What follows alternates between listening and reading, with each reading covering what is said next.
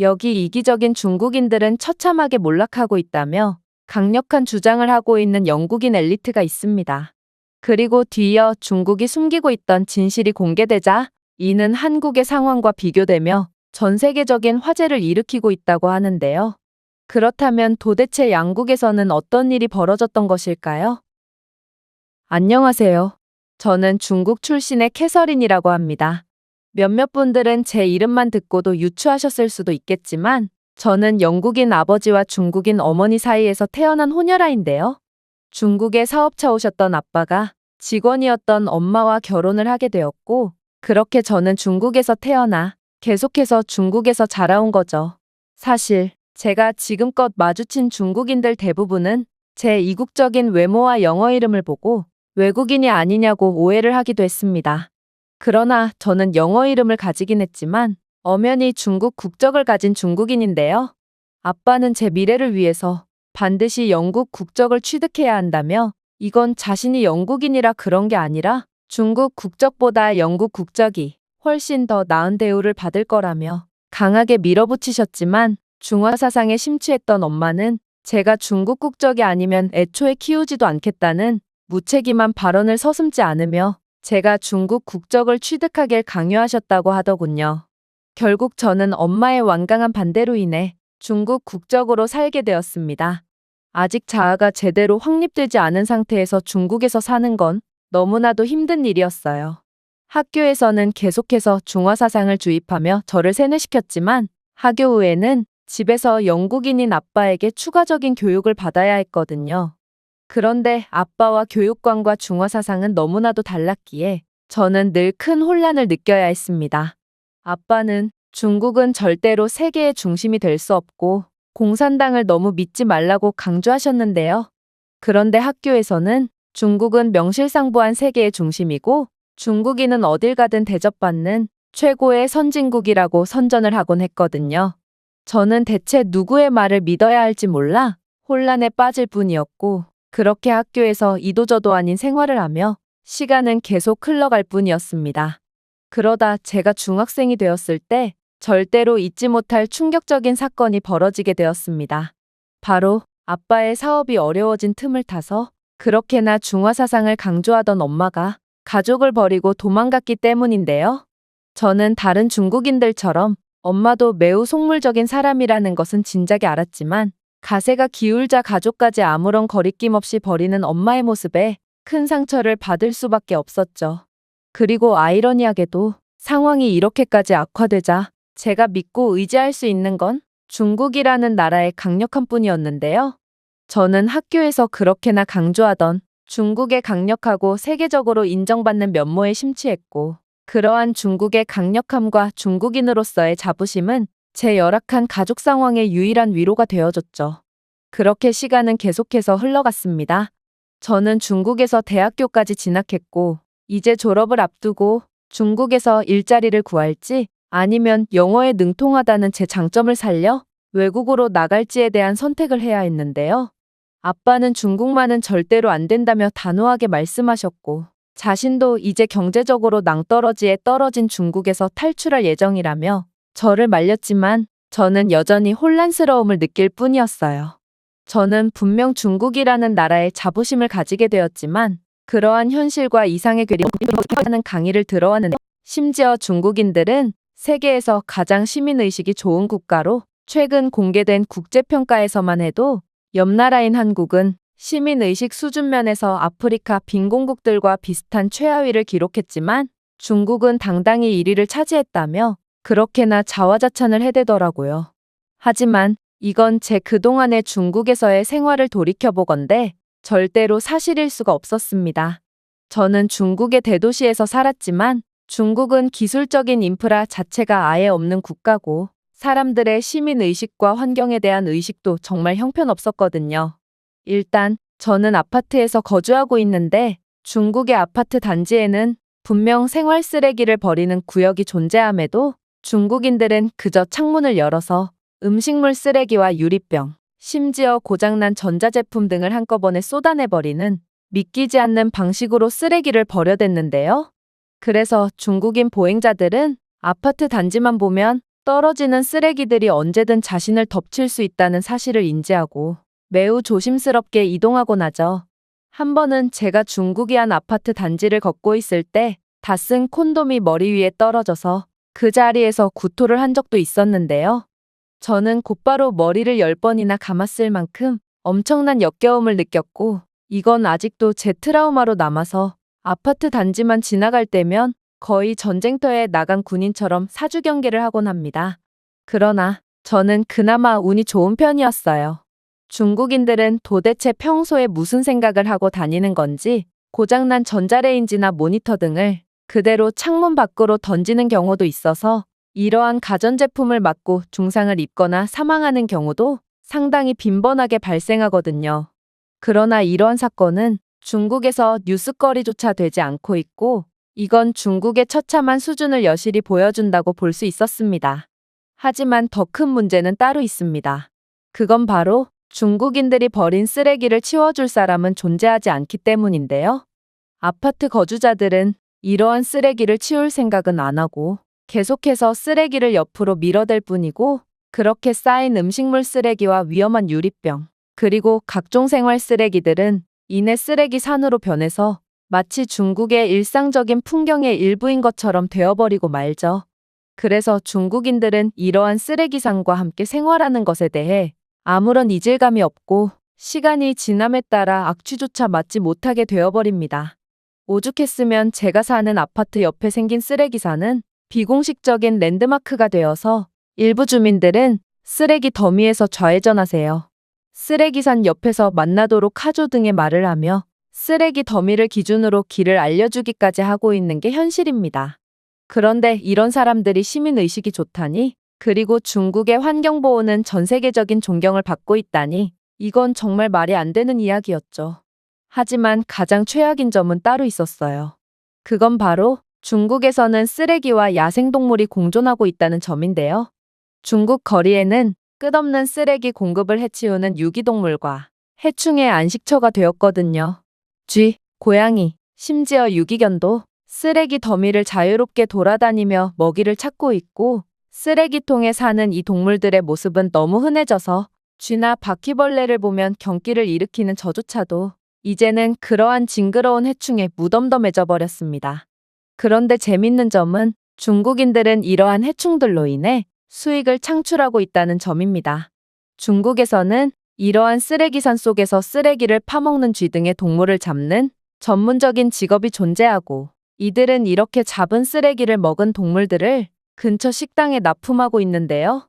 심지어 이렇게 잡힌 쥐는 양고기 등으로 둔갑해서 팔리거나 바퀴벌레 등의 벌레는 동물 사료 제조에 쓰이는 등 중국에서는 정말 알면 알수록 인류애가 상실되는 일들이 계속해서 벌어지고 있는 중이죠.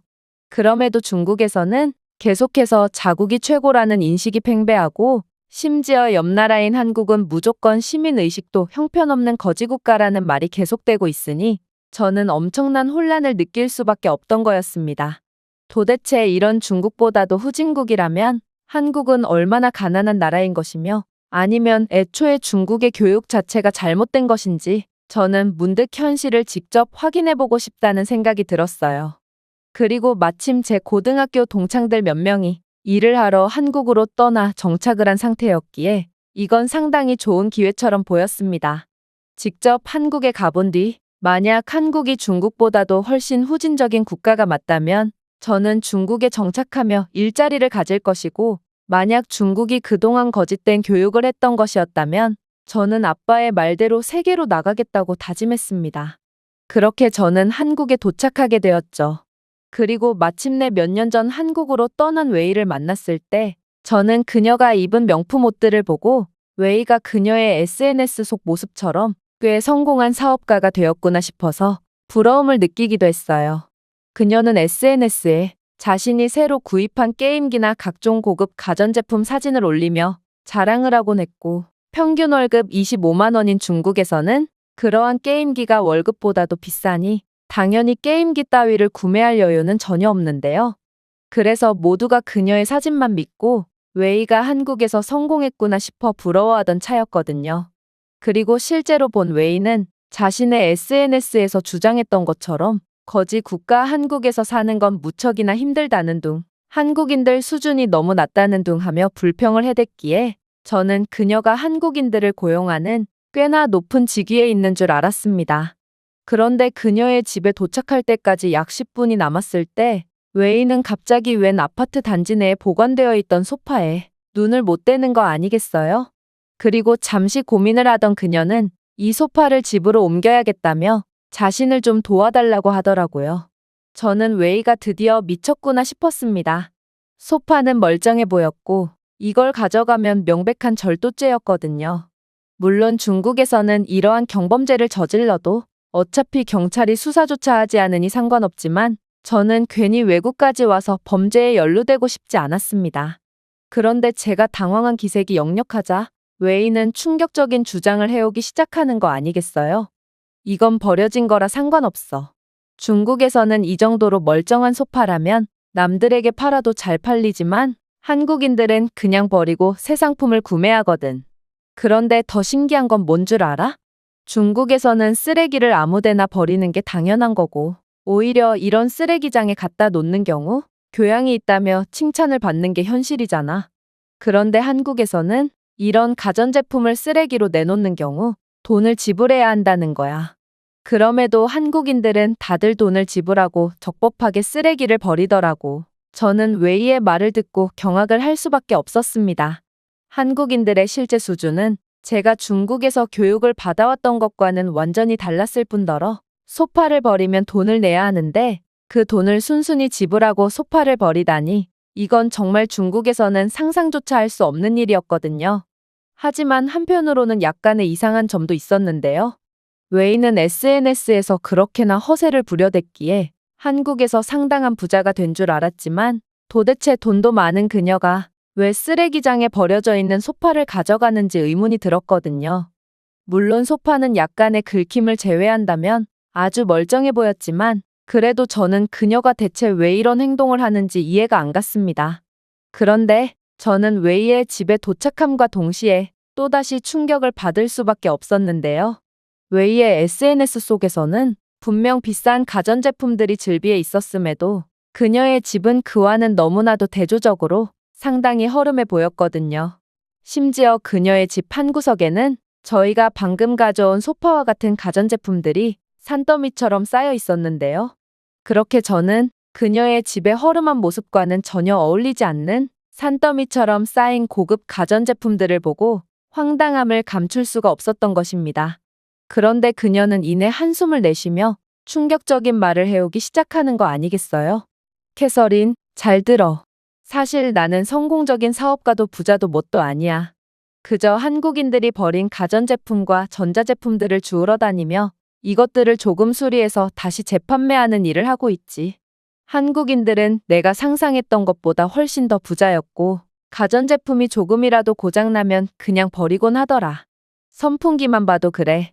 중국인들은 선풍기조차 구매할 여력이 안 돼서 만약 선풍기가 고장나기라도 한다면 온 가족이 모여서 선풍기를 죄다 분해해서까지 선풍기를 고치려고 하잖아. 그리고 만들어진 지 20년은 넘은 선풍기도 계속해서 사용하곤 하지. 그러나 한국인들은 전혀 달라. 한국인들은 그러한 제품을 수리하는데 시간을 쏟을 바엔 차라리 새로운 제품을 구매하고 남는 시간을 더 가치 있는 곳에 쓰고 있거든. 몇몇 한국인들은 전자제품은 원래 각자의 수명이 있는 법이라며 그래서 겉보기엔 멀쩡한 제품들도 그냥 내다버리곤 하더라. 한국인들은 몇 년마다 가전제품들을 교체한다고 해도 전혀 무리가 없는 충분히 여유가 되는 사람들이었던 거야. 그래서 나는 이러한 한국인들이 버린 제품들을 주워와서 조금씩 수리해서 판매하고 있고 한국에서 이렇게 일해도 중국의 평균 월급인 25만 원보다는 훨씬 많은 돈을 벌고 있어서 나름 만족하고 있어. 그리고 내 집을 봐. 물론 나는 한국인들처럼 돈이 많지는 않아서 다 쓰러져가는 집에서 살고 있지만 집에 있는 가전제품과 전자제품들만은 전부 삼성 브랜드 등의 비싼 제품들로 가득하지. 한국인들은 가전제품을 최신 모델로 업그레이드하거나 집 내부 인테리어를 한답시고 멀쩡한 전자레인지와 TV, 냉장고, 세탁기를 버리는 경우가 많고 나는 이 일대의 쓰레기장을 뒤지며 이러한 제품들을 죄다 주워오거든. 실제로 한국으로 일을 하러 온 중국인들은 나처럼 쓰레기를 뒤지며 밥벌이를 하는 경우가 상당히 많은데 몇몇 중국인들은 자신이 주워온 물건을 중국으로 직접 보낸 후에 판매하는 경우도 많지. 그래서인지 중국인들은 한국에서 절대로 가전제품들을 구매하지 않아. 근처 쓰레기장만 잘 뒤져봐도 일주일 안에 필요한 가전제품들을 전부 구할 수 있고, 심지어 중국에서는 비싸서 구매할 엄두조차 못 내는 세탁기와 러닝머신까지 얻을 수 있는데 왜 굳이 큰돈을 써가면서 가전제품을 구매하겠어? 한국의 쓰레기장은 중국인들의 무료 쇼핑센터와 다름없다고. 실제로 그녀의 집안에는 중국인들은 비싸서 구매할 엄두조차 못 내는 얇고 거대한 TV와 고급 커피 머신, 그리고 꽤 비싸 보이는 세탁기와 냉장고까지 존재했는데요. 그녀는 자신은 끌차를 가지고 다니며 이러한 모든 가전제품을 옮겼고, 한국인들은 무척이나 착해서 특히나 중년의 한국인 남성들은 무거운 짐을 옮길 때마다 자신을 도와줬다며 너스레를 떨더라고요. 웨이가 자신의 SNS에 각종 최신 전자제품과 가전제품을 자랑하며 게시한 사진들은 그녀가 부유해서 최신 제품들을 구매한 것이 아닌 한국의 쓰레기장을 뒤적거리며 땀을 뻘뻘 흘린 대가라는 사실을 알자 뭔가 그녀가 한심하다는 생각도 들었습니다. 중국인들은 대체 왜 이렇게 허세를 부려대는 것이며 남을 헐뜯지 못해서 안달인지 저는 처음으로 제가 중국인이라는 사실이 매우 부끄러워지기까지 했어요. 그야말로 웨이를 비롯한 중국인들은 겉으로는 한국인을 비하하고 무시하지 못해서 안달이지만 한국인들 밑에서 떨어지는 콩고물을 기다리는 기생충 같은 존재였고, 한국인들 없이는 아무것도 못하며 쓰레기장이나 뒤적거리며 삶을 연명하는 사람들이었던 거거든요. 하지만 충격적인 점은 여기서 끝이 아니었습니다. 웨이의 집에는 꽤 비싸 보이는 노트북과 그녀의 허름한 집과는 전혀 어울리지 않는 디자이너 가구까지 존재했는데요. 그런데 제가 이러한 부조화에 어리둥절해 있자 그녀는 도저히 믿기 힘든 놀라운 진실을 알려주기 시작하더라고요. 너도 예상했겠지만 이것들도 전부 한국의 쓰레기장에서 주워온 거야. 비록 연식이 조금 되긴 했고 겉부분에 치명적인 하자가 있긴 했지만 그래도 고치면 충분히 다 쓸 수 있는 거거든. 중국인들은 노트북 하나를 최소 15년 이상은 쓰고 가구들은 부모님께 물려받곤 하잖아. 모든 것을 고쳐 쓰는 중국인들에겐 한국의 쓰레기장은 그야말로 낙원이라고 할 수 있지. 너도 중국에서 중국인들의 벌이에 맞지 않는 고급 전자제품들을 판매하는 매장들을 자주 봤잖아. 사실 그러한 물건들은 새 상품이 아니야. 전부 한국인들이 버린 전자제품들을 한국에 거주하는 중국인들이 수거하고 수리한 뒤 중국으로 보낸 것이고, 중국인들은 수리된 중고품을 사는 거지. 그만큼 한국은 부유한 나라라는 거야. 그리고 한국인들이 쓰다가 버린 노트북을 중국인들은 공짜로 얻을 수 있기에 그나마 노트북과 컴퓨터를 사용할 수 있는 거지. 그렇지 않다면 웬만한 최신 노트북이 중국인들의 연봉보다 비싼데 우리가 어떻게 노트북을 구매할 수 있겠어? 옷도 마찬가지야. 중국인들이 입는 옷의 대부분은 한국의 쓰레기통에서 오거든. 내가 입고 있는 명품 옷도 목이 늘어나고 찢어진 것을 주워서 수선해서 입고 있는 거야.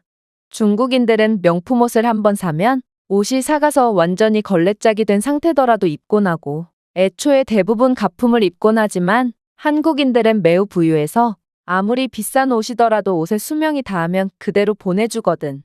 그래서 일부 중국 백화점에서는 한국의 쓰레기장에서 넘어온 옷들을 택만 갈고 세탁해서 새 것인양 판매하는 경우도 많아. 그야말로 만약 한국인들이 쓰레기를 버려주지 않는다면 중국은 폭삭 망한다는 거야. 중국인들은 더 이상 가전제품과 전자제품, 옷들을 저렴한 가격에 구매할 수 없을 거고, 안 그래도 중국 경제가 나락으로 떨어진 상황에서 한국인들이 버린 쓰레기들을 사용할 수 없다면 구매력이 없는 중국은 그대로 망해버릴 게 분명하지. 저는 큰 충격에 휩싸일 수밖에 없었습니다. 그렇게나 명품 자랑을 했던 웨이였지만 알고 보니 그러한 명품들은 전부 한국의 쓰레기장에서 주워온 것들이라니. 그야말로 웨이는 중국의 쓰레기산에서 음식물 찌꺼기를 파먹는 들쥐들과 다른 점이 하나도 없었던 것입니다. 그나마 차이점이라면 들쥐들은 고마움이라도 알지만 웨이는 한국인들에 대한 고마움도 모른 채 주제도 모르고 한국을 욕하고 다닌다는 거였죠. 웨이뿐만이 아닙니다. 웨이는 한국으로 온 다른 중국인 동포들도 거의 다 한국인들이 버린 쓰레기를 주워다가 사용하며 수리해서 판매하며 생존을 이어나가고 있다고 했는데, 이들 모두가 겉으로는 허세를 부리기 위해 한국은 가난한 거지 국가라며 언젠가는 중국으로 꼭 돌아갈 거라고 허풍을 떤다고 말해왔거든요. 심지어 요즘은 이러한 쓰레기장을 뒤지는 일에 대한 경쟁이 치열해져서 가리봉동 같은 한국 내 중국인 밀집 구역에서는 근처 한국 아파트 단지에서 버려진 가구들을 서로 가져가려다가 중국인들끼리 흉기를 들이미는 사고가 나는 경우도 잦다고 했는데요. 이런 사람들이 한국을 후진국이니 기술력도 없고 시민의식도 형편없는 가난한 국가냐며 한국을 비하했던 거라니 저는 큰 충격에 빠져 정신이 아득해져 옴을 느꼈죠. 그런데 한편으로는 한국이 매우 부유한 국가라는 건 알겠는데 너무 낭비를 하는 건 아닌가 하는 생각이 들기도 했어요. 한국인들은 중국인들 입장에서는 충분히 쓸만한 물건들을 왜 자꾸 버린다는 말인가요? 그러나 저는 곧 TV를 한번 사면 30년은 사용하고 가전제품은 부모로부터 대물림 받아서 50년 이상은 쓰는 중국인들이 비정상적이라는 사실을 깨닫게 되었고, 한국인들은 선진국 시민으로서 합리적인 소비를 하고 있었을 뿐이라는 것을 알게 됩니다. 왜냐하면 저는 다음날 충격적인 장면을 목격하고 이런 사람들이 낭비를 할 리는 절대로 없겠다고 생각하게 되었거든요. 일단 웨이는 아침부터 저를 맹렬하게 깨우더니 요즘은 중국인들 사이에서 보물찾기 경쟁이 너무 심해져서 빨리 일어나야 한다며 아침부터 집 근처에 있는 아파트 단지 내 쓰레기장을 함께 돌고 오자고 하는 거 아니겠어요? 저는 그녀를 도와줄 생각이 전혀 없었음에도 그녀는 오랜만에 보는 저를 그저 노동력이라고만 생각하는지 저를 강제로 근처 아파트 단지로 끌고 가더라고요. 그리고 단지 내 쓰레기장에 도착한 저는 제가 지금 무엇을 본 건가 싶어 두 눈을 비빌 수밖에 없었죠. 왜냐하면 한국의 아파트 단지 내에는 중국처럼 모든 곳에 쓰레기가 나돌아 다니지도 않았을 뿐더러 쓰레기장에는 재활용을 위한 분리수거 시스템도 매우 철저하게 갖추고 있었기 때문인데요. 저는 중국에서 평생을 살아온 입장에서 중국인들은 14억 인구 중에 단 10명도 분리수거하는 법을 모르고 해본 적도 없을 거라고 확신하지만 한국인 주민들은 그러한 중국인들과는 수준 자체가 다른지 주민들 모두가 능숙하게 쓰레기를 분리수거해서 버리고 있더라고요.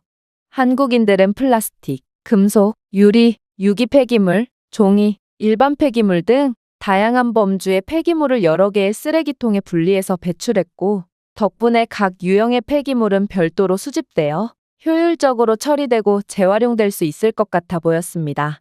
중국은 자신들이야말로 세계의 친환경에 앞장서는 모범적인 국가라더니 현실은 중국인들은 아파트 창문 밖으로 각종 생활 쓰레기를 대놓고 끼얹어댈 때 한국인들은 지구 환경을 위해 모든 쓰레기들을 분리수거하는 귀찮음을 마다하지 않고 지구를 구하고 있던 거였습니다. 하지만 더 놀라웠던 점은 따로 있었어요. 한국에서는 초등학생조차 능숙하게 쓰레기 분리수거를 완료했거든요. 도대체 이게 어떻게 가능한 일일까? 물론 중국의 경우 조금 심하긴 했지만 저는 초등학생이 쓰레기 분리수거를 할 수 있는 국가는 한국이 유일하다고 확신했을 정도로 이건 정말 말이 안 되는 모습이었죠. 그런데 제가 그렇게 분리수거하는 한국인 아이를 벙찐 표정으로 쳐다보고 있자 아이는 능숙한 영어를 구사하며 제게 밝게 인사하는 거 아니겠어요? 저는 혹시나 싶어 아이에게 영어를 구사하며 질문을 건네봤고 충격적이게도 자신은 초등학교 4학년이라고 밝힌 아이는 능숙한 영어를 구사하며 제게 놀라운 답변을 건네오더라고요. 저희 초등학교에서는 쓰레기 분리수거에 대한 교육을 실시하고 있거든요. 한국의 초등학교에는 쓰레기를 분리수거하는 기계가 존재하고 만약 저희가 쓰레기 분리수거를 잘했을 경우 그에 걸맞은 보상을 주고 있어요. 저희 학교의 경우에는 학생들마다 아바타가 존재하는데 분리수거를 성공할 때마다 아바타를 치장할 수 있는 코인이 지급되죠. 저도 나름 학교 내에서 쓰레기를 열심히 줍고 분리수거도 잘하는 편인데 저희 반에는 저보다 멋진 아바타 옷을 가지고 있는 친구들이 너무나도 많답니다. 더 분발해서 전교에서 제일 멋있는 아바타를 가지는 게 제 목표예요. 저는 한국인 초등학생의 말에 뒤통수를 맞은 듯 얼얼함을 느낄 수밖에 없었습니다. 아이의 영어 실력도 영어 실력이었지만 도대체 한국은 얼마나 똑똑하고 선진적인 국가면 이러한 게임 방식을 이용해 아이들을 조기 교육할 수가 있는 것이며 아이들이 어렸을 때부터 자연스레 거리에 쓰레기를 줍도록 할 수 있는 건지 저는 이 나라가 대체 못하는 건 뭔가 싶어 크게 놀라고 말았죠. 그리고 중국인들은 한국의 초등학생보다 못한 수준을 갖고 있었고 중국인들이 더럽힌 지구를 한국의 초등학생들이 구하고 있다는 생각에 자괴감마저 들었습니다. 솔직히 중국에서는 쓰레기를 길거리에 버리는 것이 너무나도 당연하게 여겨지고 저 또한 쓰레기를 무단 투기한 적이 상당히 많은데요. 그럼에도 중국 정부는 중국이 세계를 구한다는 말도 안 되는 선전을 일삼고 있었지만 오히려 세계를 구하는 건 중국이 그렇게나 욕해댔던 한국이었던 것입니다. 심지어 한국은 스마트 폐기물 관리 기술까지 도입된 국가로 각각의 분리수거 쓰레기통에는 센서가 결합되어 있어 쓰레기통이 가득 찼을 때 감지하는 자동 수거 시스템이 장착되어 있기까지 했는데요. 이러한 스마트 쓰레기통은 쓰레기가 가득 찼을 경우 폐기물 수거 차량에 신호를 보내어 보다 효율적인 경로 계획을 세우고 불필요한 이동을 줄일 수 있도록 설계되었다고 하더라고요. 그야말로 한국은 타의 추종을 불허하는 완벽한 기술력으로 21세기가 아닌 22세기쯤을 살아가고 있던 것입니다. 이건 중국의 처참한 상황과는 정반대되었기에 저는 그간 중국에서의 경험들이 전부 부정되는 것 같은 허탈한 기분에 허공을 바라보기만 할 뿐이었어요. 중국에서는 이러한 스마트 쓰레기통 기술은 절대로 기대할 수 없고 쓰레기를 치워야 할 환경미화원조차 쓰레기를 그저 무작위 장소에 버리며 쓰레기를 숨기는 터무니없는 행위를 일삼고 있거든요. 중국의 청소 관련 인력들은 수거된 쓰레기를 적절한 매립지나 폐기물 처리시설로 운반하는 대신 귀찮다는 이유로 그저 눈에 띄지 않는 곳에 대충 묻어버리는 황당한 짓거리를 일삼고 있는데요. 때로는 길가, 뒷골목, 심지어 강이나 공원으로 밀어넣어 쓰레기를 처리하기도 하죠. 심지어 몇몇 뻔뻔한 환경미화원들은 쓰레기 트럭을 몰고 마을 외곽으로 나갔다가 학교 운동장 옆 들판에 쓰레기를 모두 버리기도 했는데요. 그들은 쓰레기를 묻거나 숨기려는 노력조차 하지 않았고 그저 눈에 띄는 곳에 쓰레기를 방치했음에도 쓰레기 산이 너무도 익숙한 중국인들은 그저 그런가 보다 하며 아무런 항의조차 하지 않았죠. 하지만 가장 큰 문제는 따로 있습니다. 이들은 종종 하수구나 배수구에 쓰레기를 직접 쓸어 담고 있기 때문인데요. 사실 중국에서는 비만 왔다 하면 무조건 홍수가 나서 큰 인명피해가 나곤 하는데 그러한 주범이 바로 환경미화원들이 배수구를 쓰레기로 막아서 물의 흐름을 막고 곳곳에 있는 쓰레기산이 물이 빠지는 것을 방해하기 때문인 것입니다. 그러나 중국의 처참한 시민의식은 좀처럼 개선될 여지가 보이지 않고 이러한 문제는 해결될 기미가 전혀 보이지 않는 게 현실입니다. 하지만 한국인들은 선진적인 시민의식과 최첨단 기술을 통해 중국과는 차원이 다른 모습을 보여주고 있었고 저는 이젠 한국에 놀라기도 지쳐 그저 머리가 지끈거리며 아파져올 뿐이었습니다. 나중에 알고 보니 한국의 재활용센터에는 로봇팔과 광학 스캐너를 이용해서 쓰레기를 극도로 정밀하게 분류하는 AI 기반 시스템을 구비해 놓고 있기까지 하다고 했는데요. 이러한 한국의 놀라운 기술은 플라스틱, 금속, 유리와 같은 재료를 자동으로 분리하여 재활용 재료의 품질을 개선하고 오염을 드라마틱하게 줄이고 있다고 했죠. 이렇듯 친환경에 진심인 기술 강국 한국인데 한국인들이 멀쩡한 물건을 이유 없이 버렸다는 건 말이 안 됐고 아무래도 그들 나름대로 이유가 있기에 가전제품을 버렸던 모양이었습니다. 그리고 극도로 가난한 중국인들에겐 그러한 한국인들이 버린 가전제품조차 새 제품처럼 보였던 거겠죠. 중국에서는 세탁기 없이 생활하는 인구의 비율이 90%인데 이런 가난한 중국인들이었기에 조금 오래된 세탁기라도 중국인들에겐 감지덕지였던 것입니다. 저는 한국에서의 경험을 통해 한국은 절대로 가난한 국가가 아니었음을 느끼게 됩니다. 한국의 압도적인 부유함은 오히려 한국에 거주하는 중국인들까지 먹여 살리고 있었고 한국은 그야말로 세계를 구하는 영웅 같은 나라였던 것입니다. 그에 반해 중국은 세계의 악일 뿐이었죠. 제 한국에서의 경험은 그간 제가 중국의 세뇌를 받아왔다는 것을 인지하게 만들었고, 결국 저는 아빠의 말이 옳았음을 깨닫게 되는데요. 아무래도 저는 영어와 중국어를 능숙하게 구사할 수 있고, 이 능력은 한국에서도 분명 도움이 될 수 있을 거라고 생각하기에 저는 한국이라는 더 큰 세계로 나가기로 했습니다. 중국이라는 우물 속에 갇혀있던 제가 한국이라는 선진국에서 잘할 수 있을지는 모르겠지만 저는 겨우 얻게 된 기회를 절대로 놓치지 않을 생각입니다. 제가 준비해온 내용은 여기까지입니다. 끝까지 시청해주셔서 진심으로 감사드리며 여러분들의 구독과 좋아요, 알림 설정은 영상 제작에 큰 힘이 됩니다. 이상 세모튜브였습니다.